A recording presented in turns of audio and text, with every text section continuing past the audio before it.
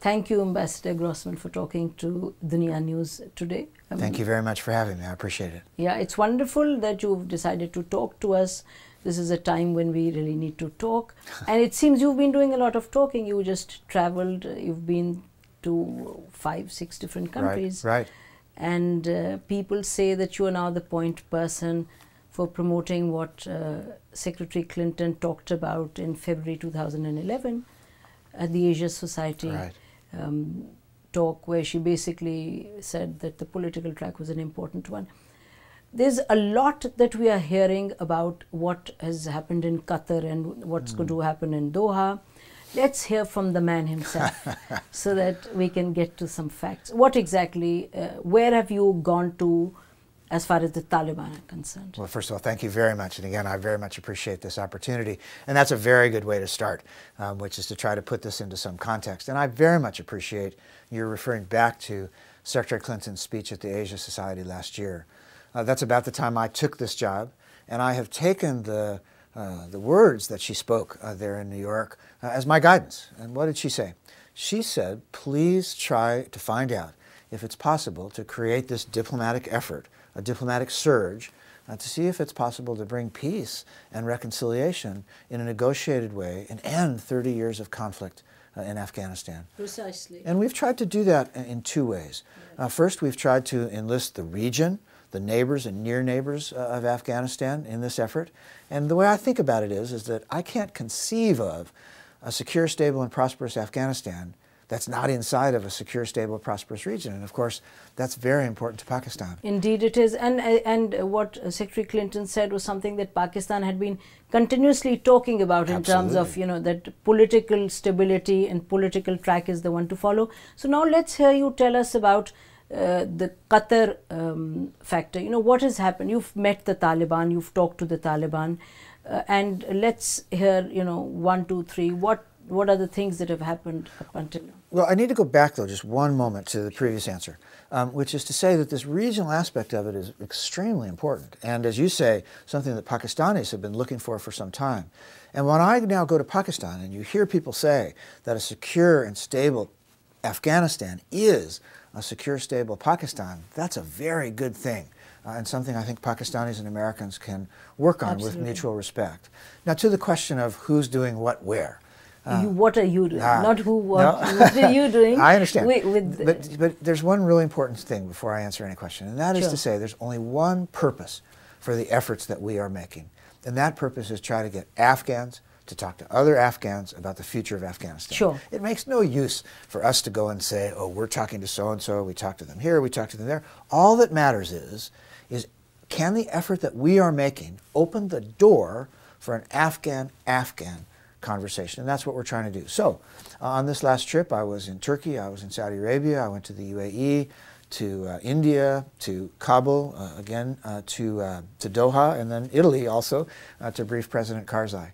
And in all of those stops, I only had one job, which was to see if we could get some support for finding a way for Afghans to talk to other Afghans. And I mean, when we talk about Afghans talking to Afghans, we're really looking at the Taliban as a key factor here. So tell us how far have you gone with the Taliban up until now? Well, as I say, it's not, our objective in any conversations that we've had is only one, and that objective is simply to open the door for Afghans to talk to Afghans. And so any conversation that we have, whether it's with people who are in the insurgency, and Secretary Clinton has said that we've had some preliminary contact with the Taliban, or whether it's with other countries or with other people, it's only with one message, and that message is, let's do everything we can together to get Afghans to talk to other Afghans. So now we're saying, let's look at what steps are you taking, what steps have you taken to implement that message. So what are we doing now? You've met Agha Tayyab, you're going to, is there a Taliban office that is going to be set up in Doha, and what are the mechanics of that? Yeah, well, first of all, who I see and where I see them, you'd be astonished if I gave you all the details of that. But on the question we are very happy to hear the details if you're willing to tell us. You'd be amazed. Yeah, it's great if they're good things, tell us about it. But you'd be amazed to talk about that, which you'll understand is best not to. Sure. On the question of the office, though, the office is a very important issue. And as Secretary Clinton said here after she met the Qatari foreign minister, and as I said in Kabul, a couple of weeks ago. It's an interesting proposition that there might be this office, but there's some real work to be done for this office yet to be set up. For example, everybody has to agree that Qatar would be the right place. Qataris have to talk directly. Who's to everybody? When you say everybody? Qataris have to talk directly to Afghans. That's a really important thing as well. And then also, I believe, to show they're earnest in this, the Taliban needs to make a statement around the opening of this office, if it were to open, about their disassociation from international terrorism and also their commitment to a political process. So you're saying that hasn't come as yet? I mean, you're That's engaged. right. You were engaged with the Taliban, but you still don't have the kind of statement that you're seeking. Is that what am I hearing you? Well, that's what I said in Kabul. I said there was still work to be done, and that work is still to be done. And the Taliban are in their own position, from their own position, they're saying that they still need the release of prisoners from Guantanamo Bay, from Pul-e-Charkhi, from Bagram. So what is your position on that? Well, you know, the Taliban can speak for itself, and everybody has their own position. As I said in Kabul, in terms of detainees, we haven't made any decisions about that. Why is that? First, because there's very strict American law about this, and it's right that we will meet the requirements of our law. And secondly, this isn't only a decision for us. We'd like to consult our Congress about this, and we've been doing that. So, as I said in Kabul, we haven't made any decisions about this, but yes, that's out there as part of the conversation. So it would be correct to say that the negotiations are going on between you and the Taliban, but no specific issue has been settled. Is it correct? I would say it's not really a negotiation between us and the Taliban. Okay. It's us trying to say to everyone in this process that the object is Afghans talking to Afghans about the future of Afghanistan. It doesn't make a bit of difference. What we, the Taliban, might talk about is the future of Afghanistan. That doesn't matter. What matters is Afghans have to talk to Afghans about their own future. Yeah, it's interesting because what you're saying is correct, because I guess if you look at the Afghans, and that's the innermost group, but if you look at the concentric circles around it, then you look at Pakistan and you look at United States being present there. The Afghans, and when we say the Afghans, President Karzai obviously is not feeling too comfortable about the engagement between your administration and the Taliban, and he's publicly talked about it. And there is some talk about a track 2 between the Afghans in Saudi Arabia. What is your view on that? Well, first of all, let me say that I think that your description of this is in concentric circles is exactly right, and that first circle is Afghans talking to Afghans. And then the next circle out, as you say, the neighbors and the near neighbors have to support that effort. And that was what the meeting in Istanbul was all about, excuse me. And then the circle out from that is the international community, and that's what the meeting in Bonn. That's what the meeting in Bonn was about. But I think in the concentric circle, Ambassador Grossman, you people are more key than the neighbors and near neighbors because of just the kind of presence you have there. So I mean, that's where you people become very key. And in that context, why is President Karzai not feeling comfortable now with the dialogue that has been going on between your administration and the Taliban? He's talked about starting his own dialogue with the Taliban in Saudi Arabia. Well, I hope he feels more comfortable about it. We've been very meticulous about keeping him involved and informed in everything that we've been trying to do. And I repeat, the only purpose that we have been pursuing in this conversation with those insurgents or people on the other side is, can you get to a point where Afghans will talk to other Afghans? So I hope President Karzai is completely comfortable with that.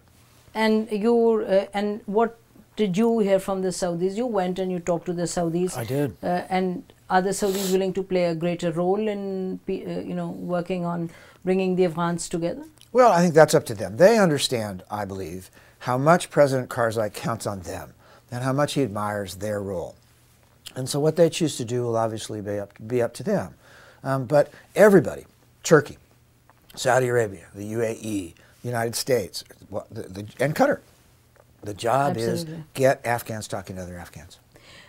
Can we just move to Pakistan now? Sure. If we look at Pakistan, I mean, Pakistan is obviously a country that is currently seems to not feel comfortable in terms of there's a thinking in Pakistan that Pakistan is being kept out. This is something you must hear all the time.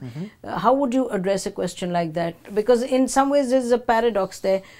Secretary Clinton talked about 95% of General Kiani saying this and Secretary Clinton agreeing that 95% of Pakistan and US approach on Afghanistan is similar, and yet it seems that there still is a distance, and there isn't really the kind of cooperation that needs to be, the kind of transparency that needs to be there. Well, I'd say a couple of things. First of all, there is a great need, I believe, especially now, to get back into the conversation with Pakistan about reconciliation. And our ambassador has done a great job in Islamabad, and we welcome Ambassador Raymond here. And so there's a conversation going on. But I'd like to take it back to the next level of where we can really talk about reconciliation. One. Two is we ought to get back to meetings of the core group of Afghanistan, Pakistan, and the United States, because that's also a very important place to talk about reconciliation.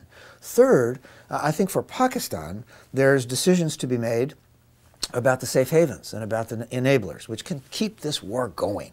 And this war going, in my view anyway, and I recognize I'm not a Pakistani, I'm a foreigner, but my view is that the continuation of the conflict in Afghanistan is bad for Pakistan. Indeed it is, I think. And there ought to be an end to it somehow. Yeah. And then finally is, of course, the relationship between Pakistan and Afghanistan directly. And that's why I think it's so... Yeah, well, we've got our Foreign Minister going it's extremely important. She's going to Afghanistan today on the bilateral front. I think that one of the reasons why Pakistan, said that, we'll welcome you a little later was because of the Parliamentary Committee's recommendations. And one of the key issues that seems to come up between the two countries continuously is the issue of the drones. President Obama mentioned that even yesterday. So as somebody who's committed to working out a political settlement, and as an administration here committed to working out political settlement, and you're recognizing that Pakistan is an integral part of that kind of settlement, and Pakistan too being committed. So with all this commitment all around, is there no way that this divergence on how the drone attacks are conducted, is there a way of working out on the divergence? Well, first let me go back to the premise of your question, which is to say that we certainly respect Pakistan's parliament and Pakistan's government taking the opportunity to review relations with the United States. We also respect that this takes time, and they need space to do that. And when Pakistan is ready to engage in that conversation, we're ready to engage in that conversation as well. On the question then of terrorism, of drones. Of terrorism. I never sit down with someone from Pakistan without thinking of the thousands, 19,000 Pakistanis who've been killed in terrorist attacks over the past few years. 45,000. And there ought to be a way, well, since 2003. So there ought to be a way for Pakistan and the United States to work together to deal with this problem. Absolutely. And I hope that whatever comes out of Parliament and however the government deals with it, that they keep in mind that the thing at root is that Pakistanis and Americans are both victims of terrorism. Absolutely. That thousands of Pakistanis have died in these terrorist attacks. And we have to respect that, and we ought to work together to stop it. So what do we do on the drones? Because that seems to be one sticking point on both sides. And in some ways it seems that there is an understanding even in Pakistan that to some extent the drones are necessary and do help at times. But how you go about it, the process, etc. Is there any rethink within the United States that there can be a better way of handling that? Well, first of all, I think as the President said last night, and I wouldn't add or subtract to that, but again, let's wait and see what the Pakistani Parliament has to say and the Pakistani government has to say about this and see what we can do to work together. But the important thing is Pakistanis and Americans are both victims of terrorism, and we ought to find a way to systematically be able to identify that shared interest and act on it together. Can there be any rethink on the drones as far as Pakistan, as far as the process of conducting the drone attacks? Well, as I say, I'd like to see what the Pakistani Parliament has to say. What proposal the Pakistanis give? We respect that process, and I'm glad. And then move on. We'll see what they have to say. Before I say anything, I think it would be rude. Let's listen to what Pakistan has to say. So that the dialogue can continue with the differences. That'd be great. Thank you so much. Well, thank you very much. I really appreciate it. Yeah, thank you. It was a pleasure. Thank you.